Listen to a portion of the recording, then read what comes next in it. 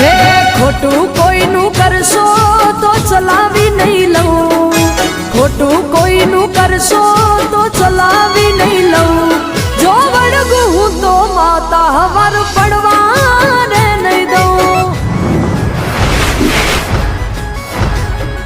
હો જોઈ લો ને તમે જૂના ચોપડા, દેવીઓના ઇતિહાસ ઉજળા. હે માથે જેના માએ હાથ રે મેલ્યા, કદી ના આવે એના દાડા દુબળા. એ હાથમાં લીધા ઘઉં ચોખે ચોખ્ખું કહું, હાથમાં લીધા ઘઉં